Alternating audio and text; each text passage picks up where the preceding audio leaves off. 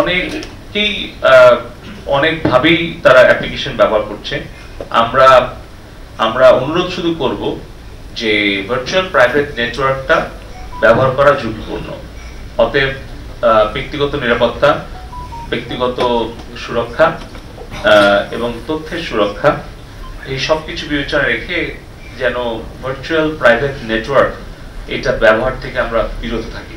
তাছাড়া দেখা যাচ্ছে আর্থিক লেনদেন যদি কোনো আমরা ভার্চুয়াল নেটওয়ার্ক ব্যবহার করি তাহলে কিন্তু সেই পাসওয়ার্ডটা ভার্চুয়াল নেটওয়ার্ক প্রোভাইডার সে কিন্তু পেয়ে যাচ্ছে। তার মানে পুরোটাই একেবারে মানে বলতে গেলে আমরা যা কিছু করছি এটা একটা কাচের ঘরে করার মতো। মানে এটা কিন্তু ভার্চুয়াল নেটওয়ার্ক যে প্রোভাইড করছে তার কাছে কিন্তু পুরো তথ্যপাত্র সে চাইলেই পাবে।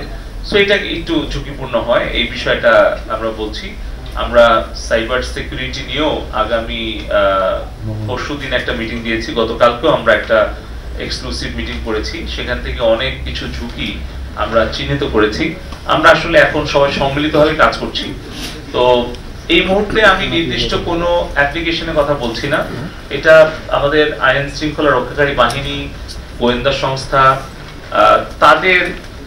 তাদের নির্দেশনা পরামর্শক্রমেই আমরা প্রযুক্তিগত সহায়তা দিচ্ছি।